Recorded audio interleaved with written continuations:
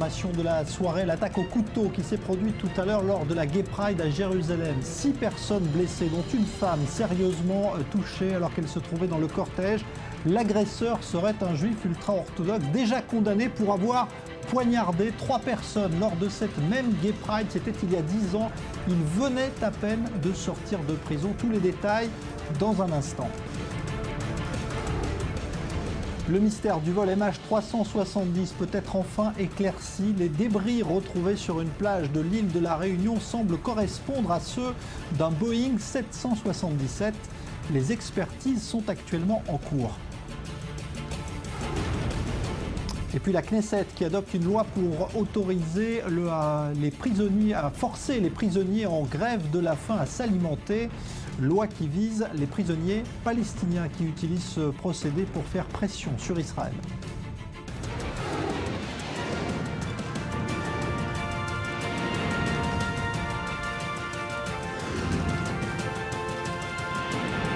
Le Grand Direct avec Jean-Charles Banoun.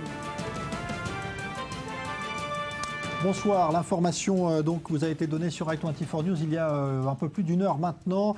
La marche qui se déroulait tout à l'heure à Jérusalem, la Gay Pride, a donc été stoppée net par l'irruption d'un juif ultra-orthodoxe dans le cortège qui a poignardé 6 personnes. L'une d'entre elles dans un état grave. Il a été ensuite arrêté. Et on va tout de suite appeler Julien Baloul, qui se trouvait donc dans le cortège à quelques mètres de l'endroit où la scène s'est passée. Julien, bonsoir. Bonsoir. Racontez-nous comment tout cela s'est-il passé. Et Jean-Charles, ça s'est passé vraiment à côté de nous. Nous étions en train de monter en direct pour les lives, pour les flashs d'i24 News pour le journal. Lorsque tout d'un coup, j'ai vu à côté de moi des ambulances arriver à toute allure, des policiers monter à cheval, arriver vraiment en courant. Des personnes pleuraient, criaient, ça ressemblait vraiment à une tête d'attentat. Personne n'a eu de doute une seconde sur ce qui est en train de se passer. Tout le monde a compris qu'il venait d'y avoir une agression homophobe contre la Gay Pride. Je me suis retourné et j'ai vu à côté de moi plusieurs personnes en sang sur le sol avec des paramédicaux qui se sont jetés sur eux pour tenter de les sauver et de les soigner autant que possible. C'était clairement une scène d'attentat. La Gay Pride venait à peine de commencer. Il y a environ 5000 personnes qui étaient en train de marcher du parc de l'Indépendance jusqu'au parc de la Cloche.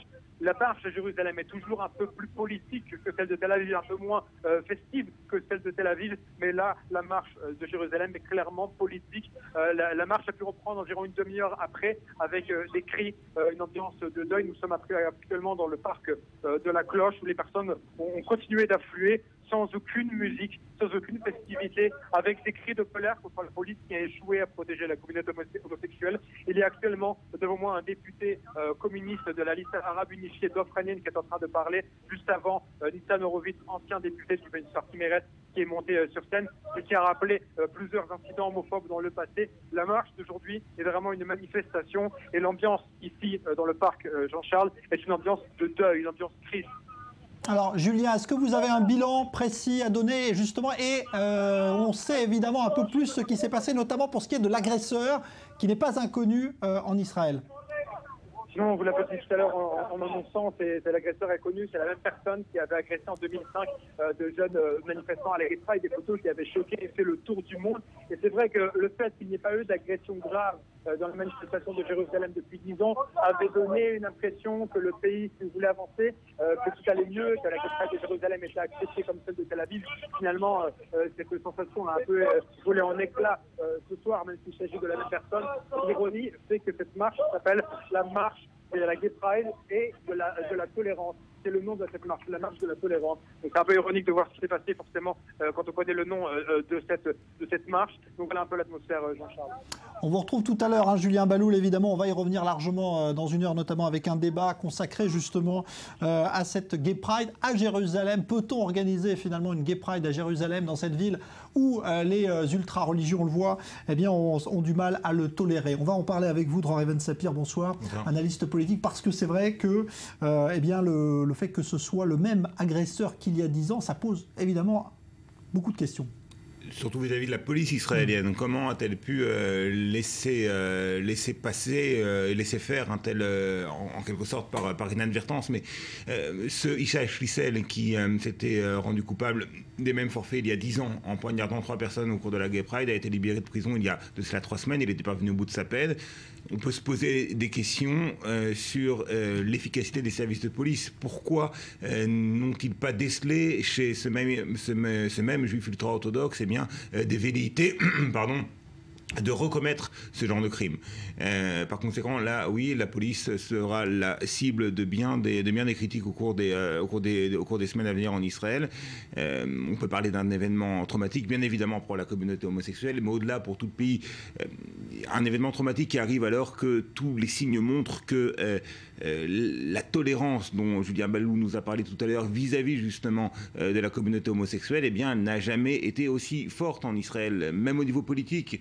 Il y a eu la Gay Pride à Tel Aviv il y a quelques semaines, bien évidemment dans un contexte beaucoup plus festif et avec beaucoup moins d'inquiétude sur la sécurité des participants. Et il y avait dans cette Gay Pride 2 représentants du gouvernement, 2 ministres du parti Likoud, Mme Miri Regev et M. Akounis, qui ont participé par signe de solidarité avec la communauté homosexuelle d'Israël. Autre élément d'information qui montre que les mœurs avancent malgré tout dans le sens d'une plus grande tolérance. Vous savez, une loi vient d'être adoptée par la Knesset sur le remplacement de ministres démissionnaires par d'autres candidats du même parti à la Knesset. Eh bien, à la faveur de cette loi, il est probable qu'un jeune homme qui s'appelle Amir Ohana va faire son entrée à la Knesset. C'est un membre du Likoud et il est homosexuel revendiqué. Donc ça montre bien que même dans un parti qui est considéré comme conservateur, le parti au pouvoir, le Likoud, le parti de Benjamin Netanyahu, eh bien on accepte d'être représenté au Parlement par un homosexuel revendiqué. Donc les choses avancent en Israël, bien plus de tolérance vis-à-vis de l'homosexualité qu'auparavant, mais effectivement, dans certains secteurs de la population israélienne, eh bien, on n'accepte pas que des homosexuels puissent revendiquer librement leurs orientations et marcher tout à fait pacifiquement et dans la dignité, il faut le dire, parce que la marche de Jérusalem n'a que peu de rapport avec la marche de Tel Aviv. Elle a un aspect beaucoup plus sérieux, beaucoup plus revendicatif. Il y a moins d'exubérance. Et moins d'exubérance, peut-être un peu moins provocateur que celle de Tel Aviv. Alors il y a eu une réaction très vite d'ailleurs, celle du Premier ministre israélien. Bien évidemment, l'une de nos valeurs de base, a rappelé Benjamin Netanyahu, c'est la liberté de choix et nous devons assurer la sécurité de tous les citoyens israéliens, quelles que soient leurs orientations, quel que soit leur choix de vie.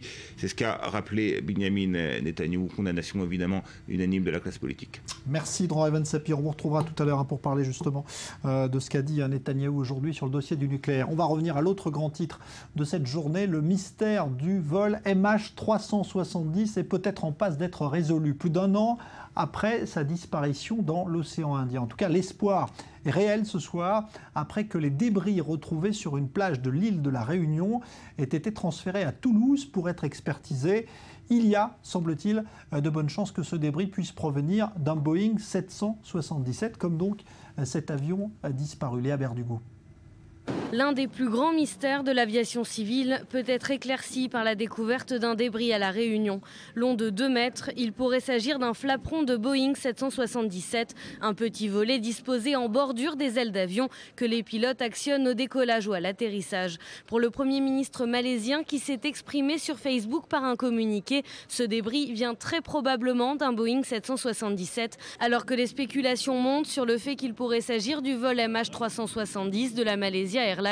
Le chef du gouvernement malaisien appelle toutefois à la prudence et déclare que des vérifications sont encore nécessaires. Cependant, si cela était confirmé, ce serait une incroyable avancée pour les autorités australiennes. C'est la première fois qu'un débris a une chance d'être identifié comme étant une partie de l'appareil. Et donc, si ce fait est confirmé, c'est certainement une percée. Et cela met réellement en évidence le fait que l'appareil s'est abîmé dans l'océan Indien.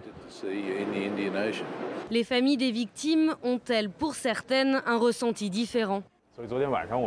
Donc la nuit dernière, quand nous avons entendu cette information, tout le monde se consolait, on a discuté ensemble, puis finalement, tout le monde pensait qu'il ne fallait pas y croire. même si nous découvrons que ces débris appartiennent au MH370. Il n'y a pas de preuve que nos proches étaient à bord de cet appareil. Autre fait notable, un morceau de valise marron a été retrouvé au même endroit. Le débris va être acheminé dans les locaux du BEA, le service d'enquête de l'aviation civile situé à Toulouse. L'enquête se poursuit sur le lieu de la découverte. Une dizaine d'experts malaisiens sont arrivés à La Réunion. Le mystère reste pour l'instant entier. Le 29 janvier dernier, la Malaisie avait officiellement déclaré que sa disparition était un accident et que les passagers et l'équipage étaient présumés morts. Alors, pour essayer de comprendre ce qui a pu se passer, on est en ligne avec Ronan Hubert, qui est accidentologue spécialisé justement dans ces catastrophes aériennes. Bonsoir Ronan Hubert. Vous avez vous tenez un site internet qui recense tous les accidents d'avion de par le monde, on le voit à l'écran. Qu'est-ce que ça signifie pour vous qu'on ait retrouvé peut-être donc ces débris-là? Qu'est-ce que ça indique?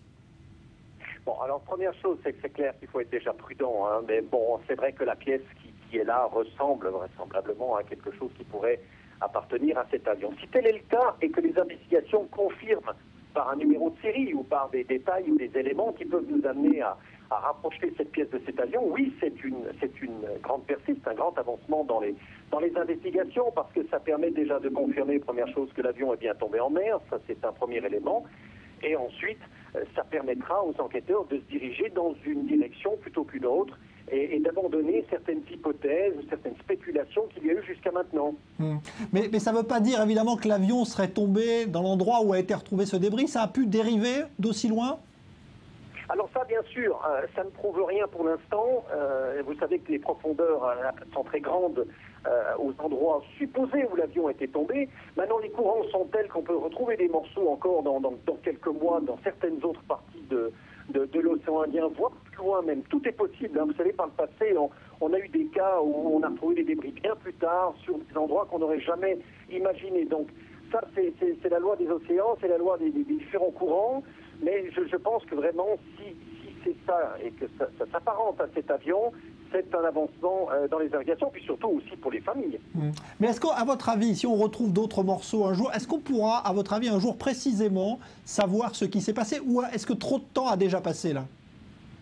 Alors le temps, non. Maintenant, ce qui est une chose qui est certaine, c'est que sur la base de cet élément retrouvé aujourd'hui, sans oublier bien entendu qu'il faut encore prouver qu'il appartenait à cet avion, mais si tel est le cas, les investigations ne seront pas en mesure de déterminer les causes de l'accident sur la seule présence de cette pièce-là. Hein. C'est évidemment les enregistreurs de vol qui sont le plus important, mais une nouvelle fois, le fait de retrouver certains débris peuvent emmener les enquêteurs vers une direction plutôt qu'une autre.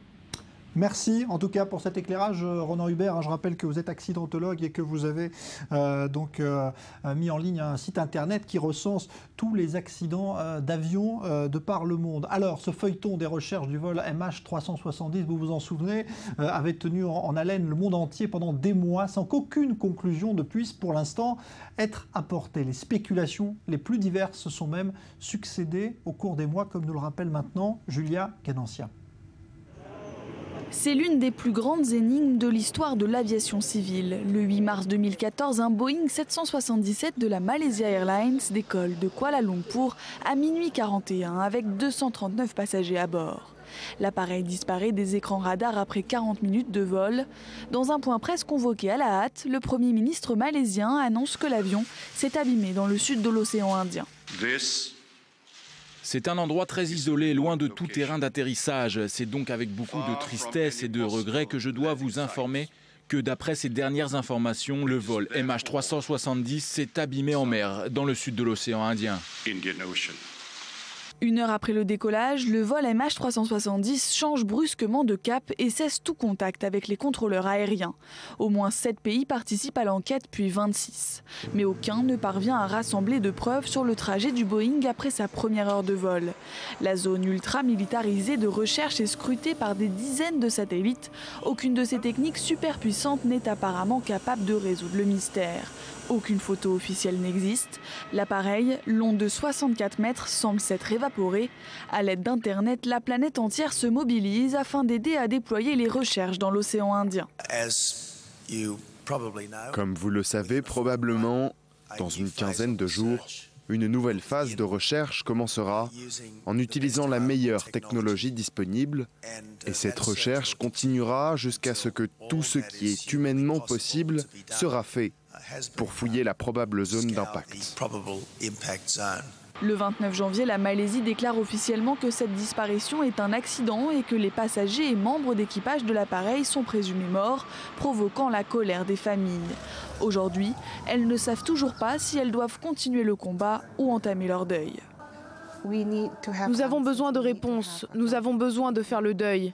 Sinon, nous sommes juste dans l'incertitude. Nous vivons au jour le jour, mais le sentiment de tristesse ne s'arrêtera pas tant que nous ne saurons pas ce qui s'est passé et tant que nous ne saurons pas où l'avion se trouve. Un rapport d'experts indépendants publié 1 an après le drame n'a fourni aucune explication sur la disparition de l'avion et le sort des 239 personnes qui se trouvaient à bord. Les spéculations sont relancées après la découverte ce mercredi d'un débris d'avion non identifié à La Réunion. L'armée israélienne va continuer de surveiller ses frontières et même au-delà. On l'a vu hier avec les 2 frappes aériennes en territoire syrien et notamment celle qui a visé un véhicule transportant des membres du Hezbollah. L'hypothèse d'une cible à bord pouvant être Samir Kuntar a circulé hier soir, on vous en parlait ici même, mais elle ne semble pas confirmée ce soir. Maxime Pérez. Au lendemain de la frappe attribuée à Israël en Syrie, le mystère plane toujours sur la cible du raid et ses objectifs. La télévision du Hezbollah Al-Manar a été la première à relater l'incident, annonçant même que 2 de ses membres avaient été tués dans l'attaque. Cette dernière se serait déroulée près du village russe de Khader, sur la partie syrienne du plateau du Golan, à tout juste 3 km de la frontière israélienne. Un drone aurait survolé cette localité réputée pro-Assad, avant de lâcher un missile sur au moins un véhicule transportant des hommes appartenant au Comité populaire, une milice supplétive de l'armée syrienne. Voici la seule photo supposée montrer la carcasse fumante du véhicule. Et voici ses 3 victimes, des combattants druzes opérant directement sous les ordres du terroriste Samir Kuntar, l'une des bêtes noires d'Israël. Selon des sources libanaises, Samir Kuntar et son lieutenant auraient été les 2 autres victimes de la frappe israélienne. Une information démentie par leurs proches et qui surtout n'a pas été confirmée jusqu'ici par le Hezbollah. Nul doute qu'un tel assassinat provoquerait une réaction violente de l'organisation chiite libanaise, car Samir Kuntar n'est rien d'autre que l'un des chefs du Hezbollah en Syrie. À sa sortie de prison en 2008, suite à un échange de prisonniers avec Israël, Kuntar est accueilli en héros par Hassan Nasrallah, devant des milliers de partisans à Beyrouth. Plus tard, c'est l'Iran qui en fait un symbole de la lutte armée contre Israël. Le voici à l'image avec l'ancien président iranien, Mahmoud Ahmadinejad. Depuis que le Hezbollah est impliqué militairement en Syrie, la mission de Samir Kuntar n'a jamais été dissimulée. Ouvrir un nouveau front contre Israël depuis le plateau du Golan. Ce projet est une ligne rouge pour les responsables de l'État hébreu. Tzahal a le feu vert pour agir de manière préventive, comme en janvier dernier, lors d'une autre frappe attribuée à son aviation dans le secteur de Quneitra. Djihad Mournier et 5 autres responsables du Hezbollah avaient alors trouvé la mort. À l'époque, le Hezbollah avait opté pour la retenue en limitant sa riposte à une attaque à la roquette anti-char contre un convoi de véhicules israéliens. 2 soldats avaient été tués et la guerre évitée de justesse. Les talibans confirment aujourd'hui dans un communiqué la mort de leur chef, le Mollah Omar, annoncé hier par le gouvernement à Kaboul. Mais cette mort serait plus récente qu'estimée par les Afghans. Julia Ganancia. Après avoir longtemps gardé le silence radio sur le sort de leur chef, les talibans ont finalement confirmé ce jeudi le décès du Mollah Omar. Le texte ne dit pas quand il est mort, mais que sa santé s'est détériorée ces 2 dernières semaines. Son décès serait donc plus récent qu'avril 2013, la date avancée par les autorités afghanes. Au pouvoir à Kaboul entre 1996 et 2001, le Mollah Omar était à la tête du groupe islamique des talibans et terrorisait la population afghane. Le Mollah Omar était le chef de file des groupes terroristes en Afghanistan. Il a dirigé de nombreuses destructions, les attentats suicides et a tué de nombreux civils innocents en Afghanistan. En tant que citoyen afghan, je suis heureux qu'il soit mort. Je suis heureux d'apprendre la mort du Mollah Omar, mais je ne serais pas heureux qu'un autre successeur arrive. Le décès du Mollah Omar ouvre une nouvelle page dans l'histoire des talibans. Ils sont appelés à choisir un successeur à cette figure emblématique du djihad qui les unissait depuis leur naissance. Pour cet analyste, le mouvement va se désagréger en factions. Les rumeurs d'une guerre de succession qui s'est engagée entre plusieurs personnalités parmi les talibans suggèrent qu'ils rivalisent pour le poste. Et cela signifie que celui qui gardait le mouvement soudé pour les 15-20 dernières années s'est éteint. Chassé du pouvoir à la fin 2001 par une coalition militaire dirigée par Washington, le discret Mollah Omar s'était replié au Pakistan où il est soupçonné d'avoir vécu sous l'étroite protection des services de renseignement locaux. Au cours des dernières semaines, les rumeurs sur son décès s'étaient intensifiées dans les milieux djihadistes de la région, poussant de nombreux commandants à quitter les rangs des talibans pour soutenir ouvertement l'État islamique. L'engrenage dans le conflit qui redémarre entre la Turquie et le PKK. 3 soldats turcs ont encore été tués aujourd'hui dans une embuscade kurde, alors que l'aviation turque a frappé ce soir avec l'engagement d'une trentaine de F-16 dans des raids visant le PKK. Elsa Mourgue. Guerre ouverte entre le gouvernement turc et les Kurdes. Ces derniers multiplient les actions de guérilla, tandis que l'armée bombarde quotidiennement les bases arrières du PKK, le Parti des travailleurs kurdes. Jeudi matin, 3 soldats de l'armée turque et un Kurde du PKK ont été tués dans des échanges de tirs. Peu après, un policier et un civil ont également été tués dans une attaque qui n'a pas été revendiquée mais attribuée au PKK selon les médias turcs. Depuis l'attentat de Suruç, où 32 jeunes militants de la cause kurde ont trouvé la mort, la Turquie connaît un regain de violence, car l'attentat attribué à l'État islamique a suscité la colère des Kurdes contre Ankara, accusés de ne pas protéger la population locale. En fermant les yeux, la Turquie a facilité le passage de milliers d'étrangers venus se battre dans les rangs de l'État islamique, et c'est pour cela que nous connaissons les attaques terroristes que nous vivons aujourd'hui. Au cours de la dernière semaine, la Turquie a semblé s'engager dans la lutte contre Daesh, mais les Kurdes dénoncent une tentative de cacher la guerre qui leur est faite. Les appels au calme sont de plus en plus nombreux. En tant qu'avocat, nous sommes formellement opposés aux violences, fusillades et à la guerre.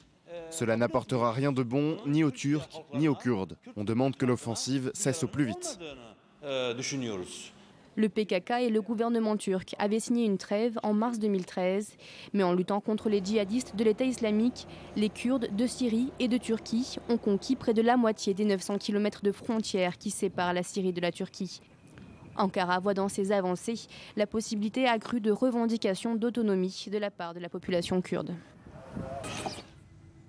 Son cas a fait l'objet d'une mobilisation importante depuis des mois en Ukraine. Une femme pilote de chasse tombée aux mains des Russes dans le conflit séparatiste de l'Est ukrainien. Sa libération a été demandée à Moscou, mais les Russes ont toujours refusé car ils veulent la juger pour le meurtre de civils russes dans des bombardements. Et son procès a d'ailleurs débuté aujourd'hui. Maël Benoliel.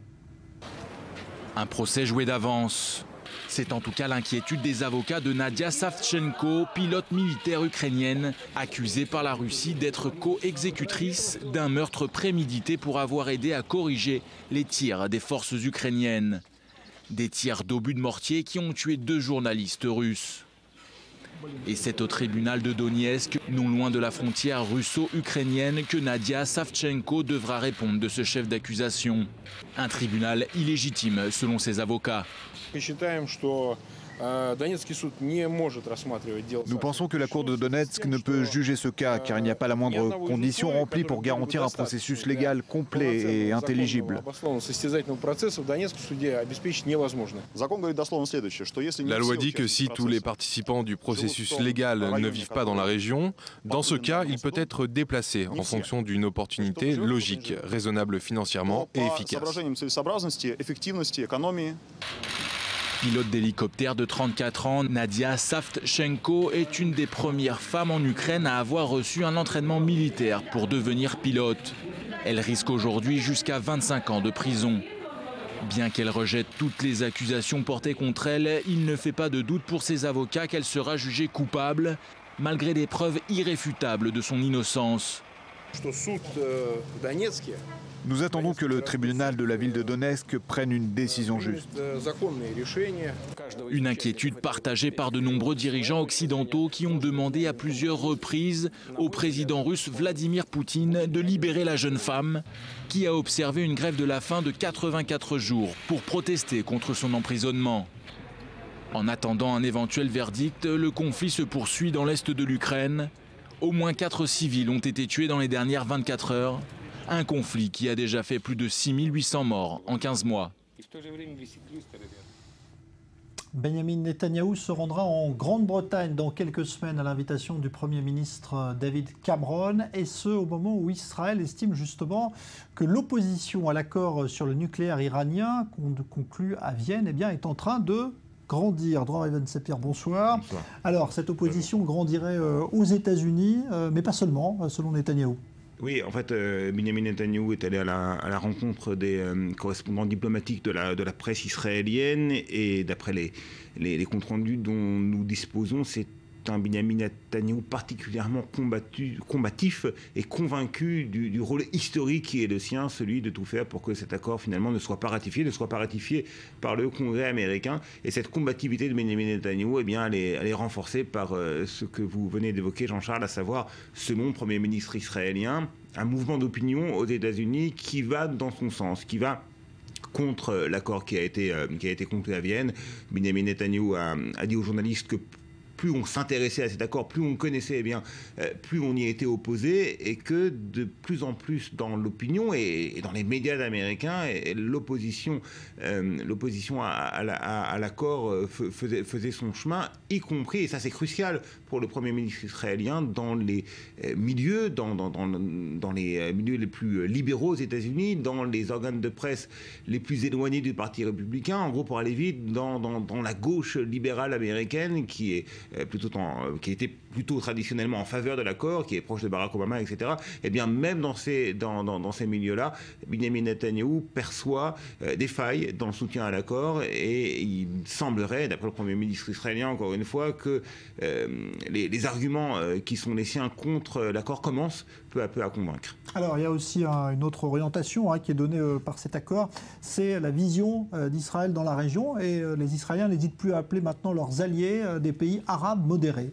C'est le terme effectivement employé par Dori Gold, le directeur général du ministère israélien des Affaires étrangères, qui est un proche conseiller de Benjamin Netanyahou, et qui a dit au cours d'une conférence à New York effectivement que les pays arabes sunnites étaient les alliés d'Israël dans la lutte contre l'ennemi commun qui est l'Iran chiite, et contre les visées expansionnistes de l'Iran au Moyen-Orient. D'ailleurs, Benjamin Netanyahou, lorsqu'il a rencontré les journalistes, a évoqué ces pays arabes sunnites en disant que non seulement ils s'opposaient à l'accord de Vienne, mais qu'ils étaient horrifiés, c'est le terme employé par le Premier ministre, horrifiés par les termes de cet accord. Donc allié objectif, en tout cas alliance objective entre Israël et ces pays arabes sunnites.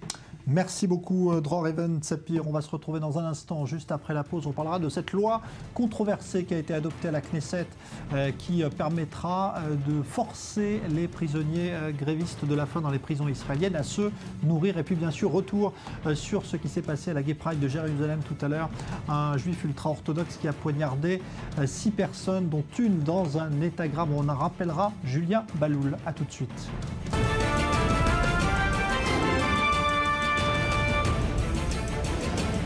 Attaque au couteau lors de la Gay Pride de Jérusalem, c'était tout à l'heure. 6 personnes blessées, dont une femme qui se trouve ce soir dans un état grave. L'agresseur serait un récidiviste. Il venait de sortir de prison après avoir déjà poignardé 3 personnes lors de la même Gay Pride il y a 10 ans exactement. On va retrouver Julien Baloul dans un instant. Le mystère du vol MH370 peut être enfin éclairci. Les débris retrouvés sur une plage de l'île de la Réunion semblent correspondre à ceux d'un Boeing 777. Les expertises se poursuivent. Et puis la Knesset qui adopte une loi qui autorise à forcer les prisonniers en grève de la faim à s'alimenter. Loi qui vise les prisonniers palestiniens utilisant ce procédé pour faire pression sur Israël.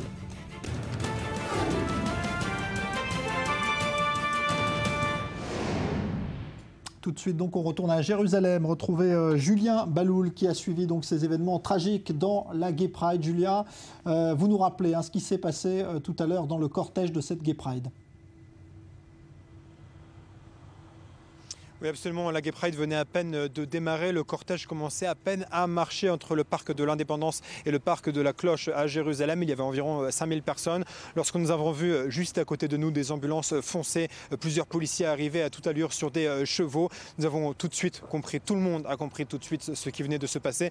Et en effet, en se retournant, nous avons vu plusieurs individus couchés sur le sol en sang avec des paramédicaux en train de tenter de les sauver. Vous avez donc dit ce bilan, 6 blessés, donc au moins une personne dans un état grave. Les blessés ont été très rapidement évacués vers l'hôpital de Shaare Tzedek à Jérusalem. On attend d'avoir des nouvelles de leur état. Il n'était pas clair si la Gay Pride allait continuer, si elle allait être stoppée. Elle s'est figée pendant 20 minutes. Ensuite, la musique a été complètement arrêtée et les manifestants ont poursuivi vers leur marche vers le parc de la Cloche, mais dans une ambiance plus triste, une ambiance peut-être de deuil, une ambiance aussi de colère. Il y avait beaucoup de colère contre les policiers qui sont accusés de ne pas avoir protégé le cortège comme il le fallait, et également de la colère aussi contre les politiques, notamment évidemment de l'opposition, les députés de l'opposition qui ont saisi l'occasion pour critiquer le gouvernement. Il y a eu déjà des messages de soutien justement du gouvernement, le Premier ministre Netanyahou qui a qualifié l'événement d'extrêmement grave, et le maire de Jérusalem qui a estimé qu'il y avait de la place pour tout le monde à Jérusalem. Alors, Julien Baloul, l'agresseur, c'est un ultra-orthodoxe récidiviste, car il avait frappé cette même Gay Pride il y a 10 ans. Absolument, l'événement était en 2005 avec un mode opératoire très similaire. C'est pour ça d'ailleurs que tout le monde a compris de quoi il s'agissait, parce que l'événement avait déjà eu lieu, même si au début les personnes ne savaient pas qu'il s'agissait du même agresseur. Tout le monde a reconnu le même mode opératoire, et le fait qu'il n'y ait pas eu d'agression depuis 10 ans avait donné la sensation à tout le monde que finalement la Gay Pride à Jérusalem était plus acceptée, puisque ces dernières années ça se passait très bien. Beaucoup de conclusions vont être tirées dans les prochains jours. Est-ce que l'homophobie est en hausse? Est-ce que l'homophobie est en baisse? Est-ce qu'il s'agit d'un loup solitaire, comme on dit régulièrement? Les prochains jours nous le diront. Merci Julien Baloul. On vous retrouve tout à l'heure, puisque ce sera le thème de notre débat d'ici 30 minutes, à propos justement donc de cette Gay Pride à Jérusalem. Liberté, provocation, quel terme justement faut-il employer vis-à-vis donc de ces religieux dont on voit bien que certains ont du mal à accepter l'événement. Le Parlement israélien a voté aujourd'hui un projet de loi controversé. Il s'agit de forcer à s'alimenter les prisonniers palestiniens en grève de la faim. Israël ne veut plus que cette arme soit utilisée comme une menace par les organisations palestiniennes. Cyril Amar. You est d'honneur. Dans son village d'Araba en Cisjordanie, Khader Adnan est accueilli en véritable héros. Le 12 juillet dernier, après une grève de la faim de 56 jours qui a failli lui être fatale, Israël décide de libérer ce prisonnier palestinien. Je suis un soldat parmi vous. Après toutes ces grèves, nous continuons sur les pas de ceux qui nous ont précédés. Aujourd'hui, emparez-vous de l'étendard et finissez-en avec la détention. En 2012, puis en 2014, des dizaines de détenus avaient été hospitalisés lors d'un très vaste mouvement palestinien de grève de la faim. Alors pour lutter contre cette nouvelle arme, le Parlement israélien a approuvé ce jeudi une nouvelle loi. Un texte qui permet désormais l'alimentation forcée des prisonniers palestiniens. Adopté par 46 voix contre 40, les partisans de cette nouvelle pratique y voient une nécessité. Ses détracteurs, eux, y voient un traitement cruel et inhumain. Israël vient d'inscrire dans ce qu'il appelle une loi la liste des crimes et agressions qu'il commet envers des détenus palestiniens. Cette situation menace la vie des prisonniers et est même contraire à l'éthique médicale. Le syndicat mondial des médecins a condamné cette loi et même l'association des médecins israéliens a appelé ses membres à ne pas s'y conformer. Sitôt la loi promulguée, l'association des médecins israéliens a annoncé qu'elle saisirait la Cour suprême pour invalider une loi jugée contraire à l'éthique et au droit international.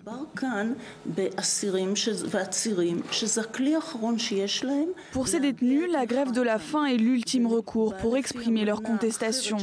Et il est convenu, selon les déclarations de Tokyo et de Malte, que l'alimentation de force équivaut à de la torture. Laisser mourir un prisonnier ou l'exposer à de grandes souffrances en le nourrissant de force. À Guantanamo ou dans les prisons israéliennes, le choix est cornélien. Alors, on va essayer justement de réfléchir aux conséquences de cette loi d'un point de vue éthique, évidemment, mais médical aussi, puisque cela concerne évidemment au premier chef les médecins. 2 d'entre eux sont là, et ils ont tous les deux d'ailleurs réfléchi à cette question. Bonsoir, docteur Yehuda David. Vous êtes chirurgien, chef de service à l'hôpital Kaplan de Rehovot. Bonsoir, docteur Gilles Morali. Vous êtes à l'hôpital Hadassah, mais vous êtes également docteur en philosophie. Qu'est-ce que vous inspire cette loi l'un et l'autre, docteur Morali? Est-ce que vous seriez prêt à forcer d'abord vous un patient? Au niveau éthique, je veux dire, dans l'éthique médicale, il y a des règles, il y a des conventions. Notamment, il y a une convention qui a été ratifiée à Tokyo en 1975 et qui dit qu'il est interdit d'aller à l'encontre de l'autonomie du patient, puisque l'autonomie, c'est un principe fondamental en éthique médicale. Et donc, on ne peut pas forcer un patient, un prisonnier, donc à s'alimenter contre son gré. Donc, même si sa vie en dépend? Même si sa vie en dépend. Bon. C'est-à-dire qu'il faut essayer de lui expliquer que sa vie, effectivement, est en danger et que donc il a tout intérêt à manger. Mais s'il refuse, les lois d'éthique médicale sont formelles, on ne peut pas le forcer. Docteur Yehuda David? Alors, le docteur Morali a cité la Convention de Tokyo. Je citerai 2 serments qui sont bien antérieurs à la Convention de Tokyo. C'est le serment d'Hippocrate et le serment de Maïmonide. Alors, quelques phrases. Le serment d'Hippocrate. Mon premier souci sera de rétablir, de préserver ou de promouvoir la santé dans tous ses éléments physiques, mentaux, individuels et sociaux de mon patient. Je continue. Je ferai tout pour soulager les souffrances. Je ne prolongerai pas abusivement les agonies et je ne provoquerai jamais la mort délibérément. C'est Hippocrate. Je peux continuer avec Maïmonide? Maïmonide. Éloigne de leur lit les charlatans, l'armée des parents aux 1000 conseils et les gardes qui savent tout. C'est une engeance dangereuse qui, par vanité, fait échouer les meilleures intentions de l'art et conduit souvent les créatures à la mort. Je crois que ça dit tout. Et je voudrais tout simplement préciser ma position, qui n'est pas seulement une position personnelle. Nous sommes médecins avant tout. Nous ne sommes pas des hommes qui subissent des conventions. Quand un patient est un patient, que ce soit un terroriste, un ennemi, que l'on diagnostique que son avenir est extrêmement précaire et qu'il peut mourir, il faut tout faire pour le sauver. C'est ma position. Je sais bien que ça va à l'encontre de certaines conventions, dont l'Organisation mondiale de la santé. Et je voudrais tout simplement dire quelque chose. L'Ordre des médecins israéliens a une frousse bleue de se voir exclure de l'Organisation mondiale de la santé. Donc on comprend l'attitude du HARI. HARI, c'est l'Ordre des médecins israéliens. Donc voilà. Il s'oppose justement à cette loi. L'Ordre des médecins s'oppose de façon catégorique à la loi. Il pense même aller donc au Bagatz, donc au Conseil, pour essayer de faire casser cette loi.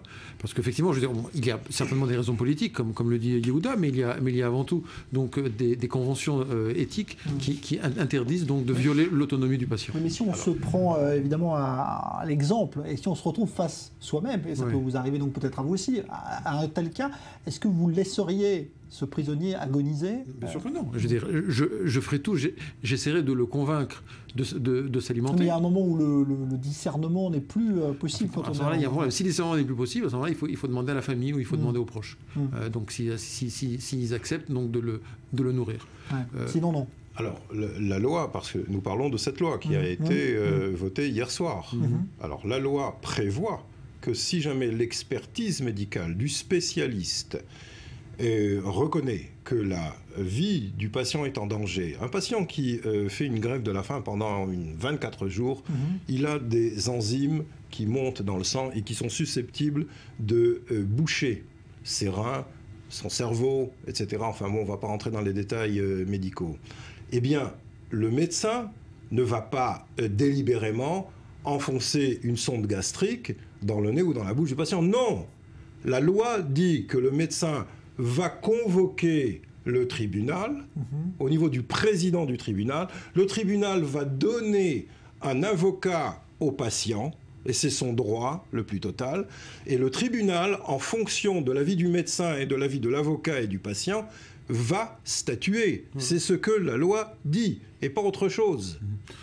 Donc on ne s'acharne pas délibérément sur quelqu'un qui ne veut pas se faire... Si la personne, si le prisonnier refuse de s'alimenter, eh bien à ce moment-là, donc probablement que la Cour décidera de ne pas l'alimenter.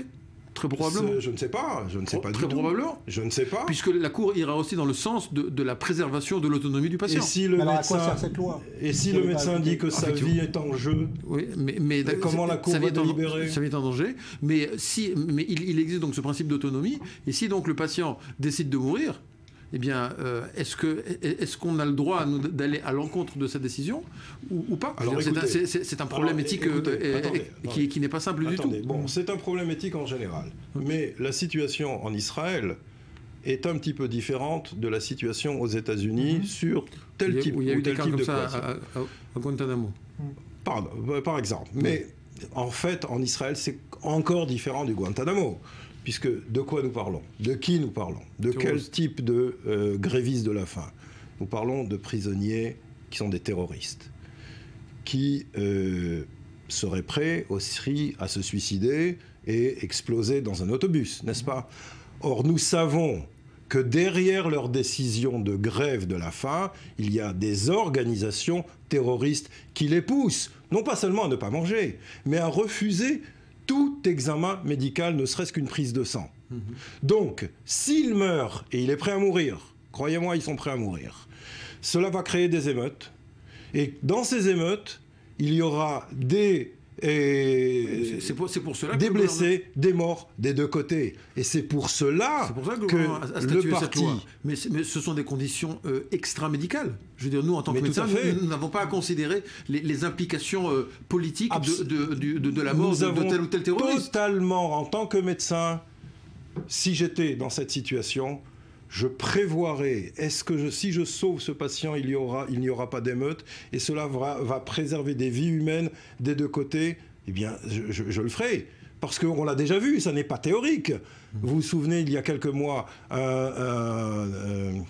un prisonnier qui était atteint d'un cancer depuis plusieurs années est décédé. Mais vous avez bien vu les réactions que ça a créées dans la rue palestinienne. Le nombre incalculable de blessés. Et je crois qu'il faut penser... Enfin, en tout cas, c'est l'avis politique des partis politiques, comme le Bayt Hayoudi, qui a voté pour cet amendement. Mais forcément, on ne peut pas s'abstraire de ce contexte politique. C'est une loi qui a un but politique. Et même en tant que médecin, est-ce que je dois prendre en considération, avant ma décision médicale, est-ce que je dois prendre en considération les implications politiques de l'éventuel décès de ce terroriste ? C'est une grande question. Ou est-ce que je ne dois voir face à moi uniquement, je veux dire, le bien-être de ce patient et la volonté de ce patient, hein. Ce sont donc les deux critères qui rentrent en ligne de compte. Le bien-être, c'est effectivement de le nourrir, mais la volonté de ce patient, c'est de se laisser mourir. Maintenant, effectivement, il pourra y avoir par la suite des émeutes, mais est-ce que ça doit rentrer dans ma décision à moi en tant que médecin ? Si ça peut sauver la vie d'enfants, oui, bien entendu que ça doit rentrer dans vos décisions, et ce n'est pas une décision politique, c'est une décision humanitaire. D'abord et avant tout, la vie du prisonnier. Qu'il soit d'un bord ou de l'autre. D'abord et avant tout. C'est ce qui définirait ma position si j'avais à être face à cette situation. Mais on ne peut pas, en Israël, se départager de la situation, entre guillemets, politique, qui n'est pas une situation politique, qui est une situation de guerre. Okay. Et on doit donc agir en fonction, d'après, comme vous l'avez si bien dit, d'abord et avant tout, sauvegarder la vie de votre patient qui est sous votre responsabilité. Alors on a vu qu'il y a eu en plus une vague importante ces derniers temps dans les prisons israéliennes de grève de la faim déclenchée par des prisonniers palestiniens parce que c'est utilisé aussi comme une arme de pression sur le gouvernement israélien. Est-ce que ça aussi un médecin peut se détacher de ce contexte quand vous avez affaire justement Quand je suis face à un malade particulier, je vois ce dont il a besoin au niveau physiologique, au niveau médical, et j'agis en fonction de cela. Maintenant, effectivement, comme dit le docteur Yehuda David, si ça peut entraîner par la suite la mort d'autres personnes, c'est effectivement une considération très problématique. Mais il est très difficile, lorsqu'on est donc dans la cellule de ce patient, de décider, de voir et de prévoir ce qui arrivera par la suite, quelle manifestation il y aura ou quelle manifestation il n'y aura pas. Je dirais donc, à mon avis, ce sont deux plans qu'il faut séparer malgré tout, parce que entre les soins que je donne à un patient en particulier et les éventuelles implications qu'il y aura sur le terrain politique, ce sont néanmoins deux domaines différents, et on ne peut pas prévoir l'un par rapport à l'autre. C'est très difficile, parce que peut-être qu'il n'y aura pas de manifestation. Peut-être que ça passera sans manifestation, peut-être que oui. Donc c'est très difficile de considérer, de prendre cela en considération pour le soin d'un patient en particulier. Je vais un petit peu vous donner un exemple que j'ai déjà raconté il y a plusieurs années sur ce plateau. J'étais dans une unité de l'armée et nous savions qu'il fallait interpeller à telle heure, tel endroit, un terroriste qui avait une ceinture d'explosifs qui devait se faire exploser dans un autobus d'enfants quelques heures après le matin à Jérusalem. Nous sommes allés le piquer dans son lit, et quand les gardes, les soldats, l'ont relevé de son lit, il a eu une douleur terrible dans l'abdomen supérieur gauche. Immédiatement, j'ai fait le diagnostic et je lui ai demandé, par l'intermédiaire de traducteurs, qu'est-ce qui t'est arrivé ? Eh bien, il a eu un accident de voiture la veille et sa rate était explosée. Alors, qu'est-ce qu'il faut faire? C'est un terroriste qui veut se faire exploser. J'ai tous les éléments pour finalement décider ce que je peux décider, mais il est hors de question de décider autre chose que de le sauver. Et c'est ce qui a été fait. Alors, j'ai l'impression que si on n'adoptait pas cet amendement, on pourrait peut-être éventuellement ne pas non plus s'occuper de blessés sur le terrain de bataille. Vous comprenez? C'est hors de question au point de vue médical. Non, mais sûr que non, je dirais... Un patient, c'est un patient. C'est clair. Vous êtes là pour le sauver. Non, mais il y a bien un moment, il faut dire, on va le forcer à s'alimenter, sinon il va se laisser mourir. Vous faites quoi à ce moment-là? Parce qu'il y a un moment où ça peut basculer. S'il arrive, si j'arrive à le convaincre, on peut plus discuter. Si j'arrive à le convaincre de s'alimenter, je l'alimente. Mais de force, non. Donc vous le laisserez, s'il le faut, mourir? S'il refuse de s'alimenter jusqu'au bout, et si sa famille aussi refuse, il n'y aura pas d'autre choix que de le laisser mourir. Merci en tout cas à tous les deux pour cet éclairage sur ce projet de loi controversé qui a été adopté. Merci docteur Gilles Morali, merci docteur Yehuda David. Il y a 13 ans, jour pour jour, avait lieu un terrible attentat suicide dans l'université hébraïque de Jérusalem. Un kamikaze palestinien se faisait exploser dans la cafétéria, tuant 9 personnes et en blessant plus de 100. Attaque qui avait été organisée par le Hamas. Eh bien, une cérémonie a eu lieu aujourd'hui sur le site du drame. Reportage Julien Belloul. C'était il y a 13 ans, le 31 juillet 2002, vers 13h30, une bombe posée par des terroristes du Hamas explose dans la cafétéria de l'université de Jérusalem. En une seconde, ce prestigieux lieu d'enseignement fréquenté à la fois par des juifs et des arabes se transforme en un bain de sang. 9 personnes sont tuées, dont un étudiant français de Sciences Po Paris, David Gritz. Des dizaines d'autres sont blessés. Tous ont conscience de la chance qu'ils ont d'être encore en vie. Je ne me souviens pas de l'attentat en lui-même, mais seulement de brides. Je me suis retrouvée au sol, sans pouvoir parler ni bouger. Je n'ai pas perdu connaissance et j'ai ressenti que quelque chose de mauvais était arrivé, sans savoir quoi. Tous les ans, les survivants de l'attentat se retrouvent pour une cérémonie du souvenir. Chaque année, l'un d'entre eux prend la parole, en leur nom à tous, pour rappeler le traumatisme commun. Mon ami et moi avions choisi quoi manger, puis nous nous sommes assis. Mais je n'ai pas aimé la table que mon ami avait choisie. Je voulais m'asseoir à une table plus loin. Je me suis dit dans ma tête, tu es toujours négative, qu'est-ce que ça peut faire? J'ai juste eu le temps de goûter mon plat et c'est arrivé. Une chaleur infernale, du jaune, de l'orange, une lumière forte, comme des flashs. Je n'ai pas compris ce qu'il se passait, mais j'ai ressenti que quelque chose m'était tombé dessus. Je me suis touché la tête avec la main, mais j'ai cru que tout allait bien. Je ne pouvais pas me douter que le débris que j'avais coincé dans la tête allait demander 4 opérations différentes. Mais au-delà des prières, des discours et des fleurs déposées sur une stèle, cette cérémonie est surtout l'occasion pour les survivants de se retrouver et de se rappeler mutuellement que la vie doit continuer malgré les blessures.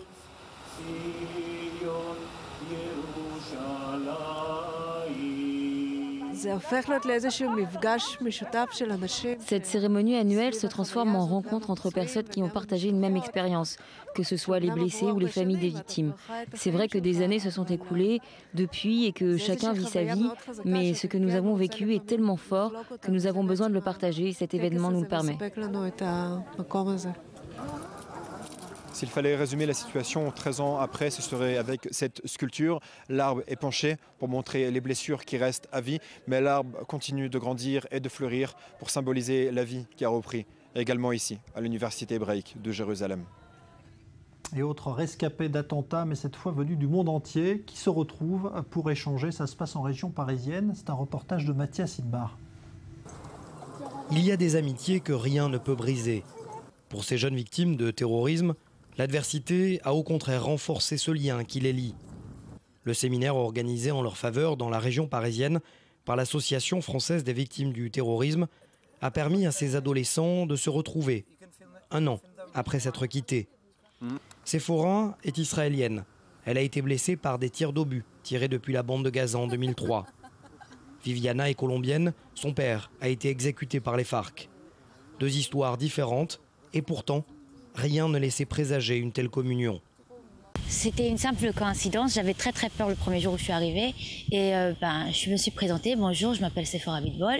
Et elle fait ah, c'est moi, c'est Vivi Abitbol. Je crois qu'elle rigolait, mais en fait non. Et on est devenus amis dès le départ. Un concours de circonstances pour Séphora. Une évidence pour sa petite sœur, également blessée par un obus tiré depuis la bande de Gaza. Son amie est cette fois marocaine. Quand on s'est rencontrés, à peu près quand on s'est assis tous ensemble. Alors on devait se connaître, parler un peu, et après on s'est parlé, et ensuite je lui ai demandé un câlin, et après on s'est attachés comme ça. Un lien qui n'a pas été entaché par la guerre bordure protectrice en 2014. Salima avoue ne jamais cacher cette amitié à ses amies marocaines, convaincue selon elle de l'utilité de renforcer ce lien entre 2 jeunes filles victimes d'actes terroristes. Elles m'ont dit il faut qu'on fasse rencontre avec elle. C'est trop mignon. Mais avant que les barrières ne tombent, il faut apprendre à écouter l'autre, comprendre que son histoire ressemble à celle de son camarade. Et à des milliers de kilomètres de distance, ces 2 jeunes filles s'accordent pour s'insurger contre toute forme de complaisance vis-à-vis des terroristes. C'est cette même vie bouleversée qui a soudé ce lien. Le projet Papillon nous a permis de reconnaître le mal dans le terrorisme et savoir que ce qui nous est arrivé n'est pas notre faute. Parfois on rigole parce que les matins on est vraiment endormis. Elle arrive à me parler en hébreu. Moi je lui arrive à parler en espagnol, même si je ne comprends rien, j'arrive à la comprendre. Alors, et vice versa. Ouais, alors je crois qu'on a créé un lien vraiment très fort. C'est très joli. Hein. Assez fort pour surmonter la barrière de la langue. Oui. Ce que les terroristes n'auront pas réussi à enrayer pour ces jeunes, c'est cette capacité à se créer des amitiés au-delà des frontières. Aux États-Unis, un policier inculpé du meurtre d'un Noir a plaidé non coupable aujourd'hui, alors que la vidéo est accablante. Chloé Kovo. Les États-Unis sont-ils malades de leur police? Sur le campus de l'université de Cincinnati, un officier procède à l'interpellation d'un automobiliste qui n'avait pas de plaque d'immatriculation à l'avant de sa voiture. Cette scène, le policier Ray Tensing l'a entièrement filmée grâce à une caméra posée sur son torse.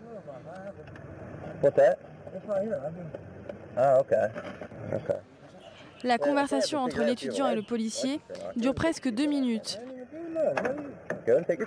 Quand tout à coup, le policier tue Samuel Dubos d'une balle en pleine tête. Mon fils était un homme juste. Je sais alors que s'il a été tué, c'est que quelqu'un a agi avec haine. Le policier, licencié, a été inculpé pour meurtre et risque la prison à vie. Cette énième bavure provoque une nouvelle fois l'indignation de la communauté afro-américaine. Face à la multiplication des actes de violence impliquant des policiers blancs et des citoyens noirs, la mise en place de micro-caméras sur des policiers, censés mettre un terme à ces meurtres, ne semble pas résoudre ce problème. Un peu de sourire pour terminer, celui d'un panda géant qui vient de fêter ses 37 ans. C'est le record mondial pour un animal en captivité. Joseph Emmanuel. Elle vient de fêter son 37e anniversaire et devient ainsi la doyenne des pandas en captivité. Jia Jia est pensionnaire d'un parc d'attractions à Hong Kong. Dans la nature, son espèce peuple les montagnes chinoises. Ses 37 années de vie sont l'équivalent d'un siècle de vie chez l'homme. Aucun autre panda n'a vécu aussi longtemps, alors chaque jour est vraiment une bénédiction. Et comme vous pouvez le voir, elle se balade toujours et elle s'intéresse à la nourriture. Alors on espère certainement qu'elle restera des nôtres encore plus longtemps. Le grand âge de Jia Jia ne l'empêche ni de s'offrir une petite sortie de temps en temps, ni de s'offrir une petite gâterie. De la sous-espèce des pandas géants, Jia Jia, dont le nom signifie excellence, est née dans la province chinoise du Sichuan en 1978. Elle a été offerte à Hong Kong pour marquer le 2e anniversaire de la rétrocession de la colonie britannique à la Chine. L'ancien record était détenu par un mâle appelé Doudou, décédé à l'âge de 36 ans dans un zoo de la province de Hubei. Selon sa vétérinaire, Jia Jia se porte comme un charme malgré le poids des années. Moins active que dans sa jeunesse, Jia Jia vieillit plutôt bien. Considéré par les Chinois comme un trésor national, le panda géant fascine. Une fourrure moelleuse, comme celle d'une peluche, des mouvements espiègles et une façon de mastiquer semblable à la nôtre, tout ceci participe de son succès auprès du public. D'après les dernières études réalisées par l'autorité chinoise de gestion des forêts, près de 2000 pandas géants vivent encore en Chine à l'état sauvage. Dans la nature, ce mammifère géant, proche de l'ours par la génétique, se nourrit exclusivement de bambou. L'une de ses nombreuses particularités est de posséder 6 doigts, mais plus qu'une particularité physique, le panda géant est pour les Chinois un symbole d'amitié et de paix. Voilà pour les pandas. On va retrouver dans un instant Elsa Mimoun pour un journal complet. Puis on reviendra, nous, dans 10 minutes, largement sur les événements tragiques de Jérusalem et de la Gay Pride tout à l'heure. 6 blessés, donc après qu'un juif ultra-orthodoxe ait poignardé des membres de la Gay Pride. À tout à l'heure.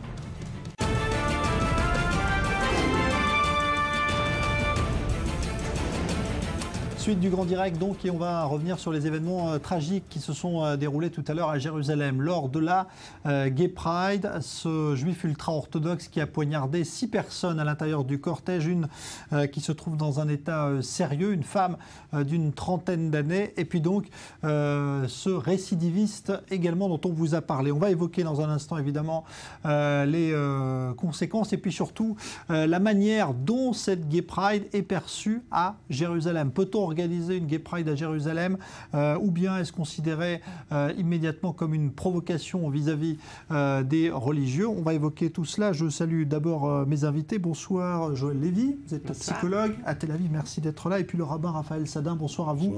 Merci d'être là. Vous êtes aussi très au fait des questions d'éthique et de philosophie religieuse.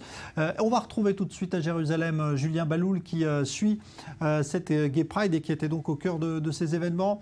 Julien, d'abord, un mot sur l'atmosphère à présent que cet événement donc s'est déroulé. Julien Baloul, qui apparemment ne nous entend pas pour l'instant, mais ça va revenir, donc on lui posera la question dans une seconde. Votre réaction, l'un et l'autre, rabbin Raphaël Sadin? Écoutez, bien sûr, face à une violence meurtrière de ce type-là, surtout c'est un récidiviste, on ne peut que non seulement condamner, être horrifié. Et je tiens à préciser qu'après le grand rabbin d'Israël, les deux grands rabbins d'Israël, toutes les grandes autorités religieuses ont condamné cet attentat horrible, que la halakha interdit absolument ce genre de violence, même si ce n'est pas du tout dans la tradition juive, de prendre dans les mains, de prendre de ses propres mains, d'appliquer la justice, se faire justice soi-même, c'est le fait du tribunal, le fait, aujourd'hui en plus les tribunaux n'ont même pas le pouvoir coercitif, donc on est dans une aberration totale, et il faut non seulement condamner fermement ce qui s'est passé, ce poignardage de 6 personnes, dont une en état très grave, et surtout dire que ne pas stigmatiser l'ensemble du monde religieux, parce que 99,999% condamnent formellement ce genre d'action violent pour des délits d'opinion ou pour une manifestation, aussi antipathique puisse-t-elle paraître au monde religieux. Alors ça, on va en parler dans un instant, mais d'abord une réaction à ce qui s'est passé. Bon, on est face à un acte de pathologie, plus qu'un avis sur l'homosexualité, plus qu'à une conception sur la Gay Pride à Jérusalem ou pas. On est face à quelqu'un qui va très mal, ou en tout cas... Qui reproduit la même chose, 10 ans après, alors qu'il vient de sortir de prison. Il est récidiviste et on peut effectivement se poser la question de ce que lui renvoie l'homosexualité, comme peur peut-être pour lui-même. En tout cas, on ne peut pas assimiler ça à un geste religieux, de toute évidence. La violence, par contre, va venir signifier, encore une fois, ce désaccord fondamental autour de l'homosexualité. Et ça repose effectivement la question de cette Gay Pride, pourquoi à Jérusalem? Est-ce que ça a du sens? Est-ce que c'est pas peut-être là alors, je voudrais qu'on commence évidemment à parler de ça, parce que c'est ça un peu l'origine de ce débat, avant même que ces événements tragiques ne se produisent. Est-ce que pour vous, c'est une provocation d'organiser une Gay Pride qui n'a pas les mêmes, on va dire, la même apparence qu'à Tel Aviv, où là, il y a beaucoup plus d'exubérance? Ce n'est pas le cas à Jérusalem. Est-ce que pour vous, on doit quand même pouvoir l'organiser à Jérusalem, ou est-ce qu'il y a un caractère saint, sacré, qui empêche cela? Il y a un caractère symbolique de cette ville. Donc évidemment, il y a un caractère saint. Les religions, et pas seulement les religieux, les religions peuvent le souligner, mais il y a aussi un caractère symbolique à cette ville.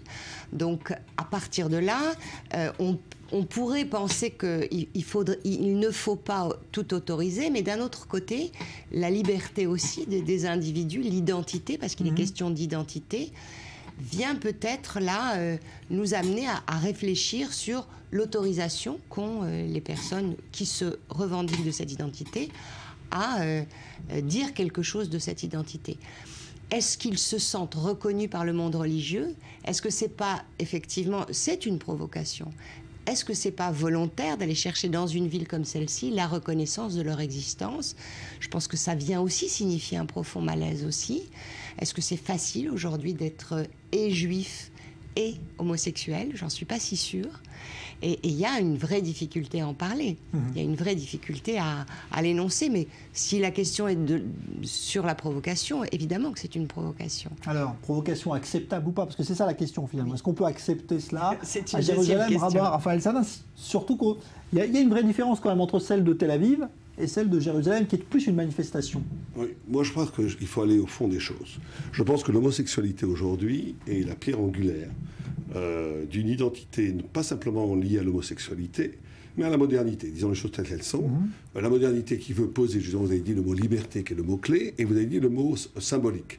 C'est la confrontation, effectivement, entre la liberté et le symbole. Ça vient entre la transcendance, l'échelle de valeur verticale, et un monde moderne, qui depuis un siècle ou deux, se bâtit ce que le maréchal de Prague appelait l'empire du rien. Ça veut dire on se bâtit à partir d'une conception où la liberté devient la vache sacrée, devient la nouvelle idole, et au nom de cette liberté, tout est permis, on n'a rien à interdire. Donc le débat est un débat de fond. Le débat est, est-ce qu'il existe une ontologie? Est-ce qu'il existe une transcendance? Est-ce que dans le rapport intime puisse s'insérer la loi?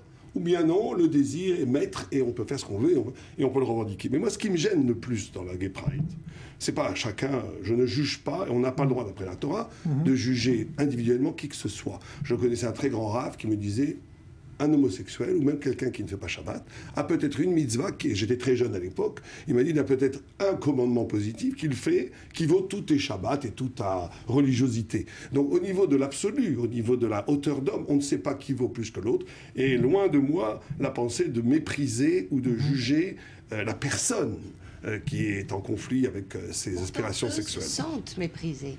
Oui, eux ont cette perception. Je ne suis pas si sûr, j'ai l'impression quand même qu'on revendique... D'abord, le fait de revendiquer des pratiques sexuelles en grand public, ça m'est complètement étranger, je ne comprends pas. Pourquoi on a besoin d'un film? Vous avez parlé d'identité. Est-ce qu'il existe une identité gay? Il y a des gays de droite, de gauche, des gays artistes, des gays prolétaires, vous avez toutes sortes de gays. Donc de porter ça comme identité, déjà, c'est problématique. De porter ça sur la voie publique... C'est pour ça que ça vient signifier un malaise. Je crois que vous êtes trop indulgente à ce niveau-là. Ce soir, on peut l'être avec ce qui s'est passé, mais je ne pense pas du tout qu'ils cherchent la reconnaissance du monde religieux. Je ne pense pas du tout. Non, je pense que c'est une stratégie symbolique. Je n'ai pas dit la reconnaissance du monde religieux, mais l'acceptation qu'ils existent, y compris en tant que juifs. Et dans la clinique, en tout cas, on reçoit des patients qui souffrent de ce rejet. Alors, un rejet fantasmé peut-être, un rejet réel, quelquefois. En tout cas, ils ne se sentent pas inclus dans un groupe social qui est le leur aussi. Ils sont juifs. Non, ils sont juifs. Vous savez, le fait d'être homosexuel n'enlève en rien la judaïté de la personne. Quand vous dites, je ne suis pas sûre qu'ils recherchent la reconnaissance par le monde religieux, mais l'acceptation qu'ils existent. Oui, l'acceptation qu'ils existent, c'est un fait. Légitimer l'homosexualité d'après la Torah, c'est impossible, ils ne l'auront jamais.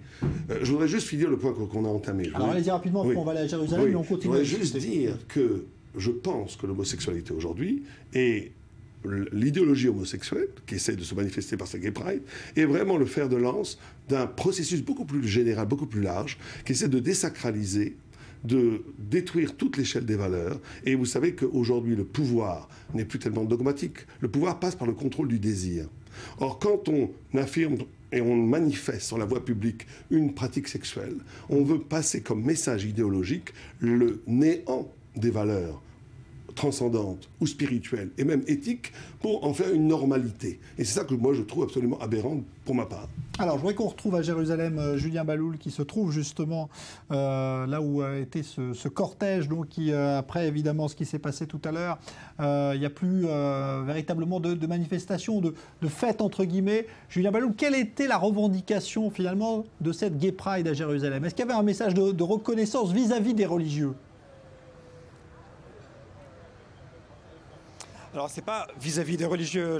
J'écoutais tout à l'heure le débat, il y a un instant sur votre plateau. C'était pas un message envers les religieux. Jérusalem, en fait, est tout simplement la capitale politique de l'État d'Israël. Le message, il est adressé à la Knesset, il est adressé au gouvernement, il n'est pas adressé au rabbinat. Aucun homosexuel en Israël ne demande une reconnaissance du rabbinat pour célébrer des mariages religieux en Israël. Il n'y a pas ce genre de phénomène. En revanche, le fait que la Gay Pride ait lieu à Jérusalem, c'est pour adresser un message au gouvernement, pour lui dire « nous voulons être égaux ». Ce n'est pas une revendication sexuelle, c'est une revendication purement politique pour les droits civils. En fait, ce ne sont pas des droits sexuels ou des droits religieux qu'ils exigeaient, c'était purement des droits politiques, des droits civiques, à savoir être considérés comme n'importe quel couple, pouvoir adopter, que leurs enfants aient les mêmes droits que les enfants des couples hétérosexuels. C'était vraiment ça le message. Et à côté de moi, où devait avoir lieu la fête traditionnelle de la fin de la Gay Pride, cette fête évidemment n'a pas eu lieu. Il y a eu des discours de colère, des discours de tristesse. La manifestation s'est dispersée et certains appellent maintenant à un rassemblement place de Sion, place de Tzion à Jérusalem.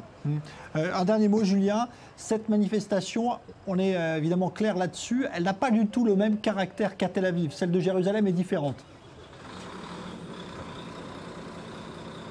Absolument, puisque comme je vous le disais, étant donné que Jérusalem est la capitale d'Israël, c'est un message politique. À Tel Aviv, il y a une semaine de célébration, ce sont des festivités, ce sont des danses, ce sont des spectacles, ce sont des événements culturels, mais à Jérusalem, c'est purement politique, ce sont des slogans politiques qui sont criés, tandis qu'à Tel Aviv, c'est une fête de rue, finalement, où beaucoup de personnes participent, beaucoup de personnes non homosexuelles participent à l'événement.